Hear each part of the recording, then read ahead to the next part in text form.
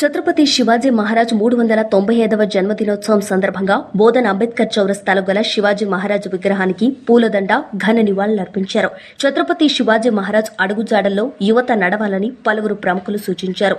సత్యం, సమానత్వం, సౌభ్రాతృత్వం, సంస్కృతి పరిరక్షణ ధర్మాన్ని కాపాడడం శివాజీ మహారాజ్ లక్ష్యంగా పనిచేశారని గుర్తు చేశారు. ఈ కార్యక్రమంలో డీసీసీబీ మాజీ చైర్మన్ గంగాధర్ పట్వారి, బోధన్ మున్సిపల్ కౌన్సిలర్లు శరత్ రెడ్డి, గంగాధర్ గౌడ్, శ్రీకాంత్ గౌడ్ తదితరులు పాల్గొన్నారు.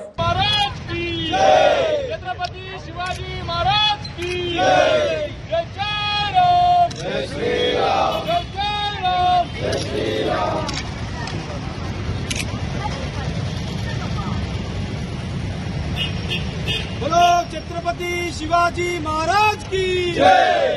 जय भवानी, शिवाजी जय भवानी, शिवाजी। బోధన్ పట్టణంలోని అంబేద్కర్ చౌరస్తాలో గల ఛత్రపతి శివాజీ విగ్రహం దగ్గర ఈరోజు ఛత్రపతి శివాజీ మహారాజీ యొక్క 395వ జన్మదిన ఉత్సవం నిర్వహించడం జరిగింది.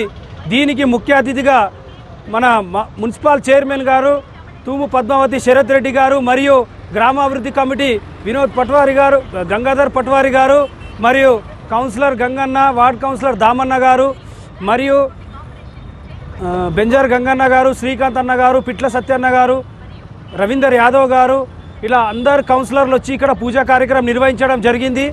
ఈ యొక్క మహత్తరమైన కార్యానికి ముఖ్య అతిథులు మున్సిపల్ కౌన్సిలర్స్ అండ్ చైర్మన్సే కావున కాబట్టి ఈ యొక్క కార్యక్రమం వారి ఒక తీర్మానం చేత ఈ యొక్క విగ్రహ ఆవిష్కరణ ఇక్కడ జరిగింది కావున వారికి ఈ యొక్క సందర్భంగా కృతజ్ఞతలు తెలుపుకుంటా ఉన్నాము.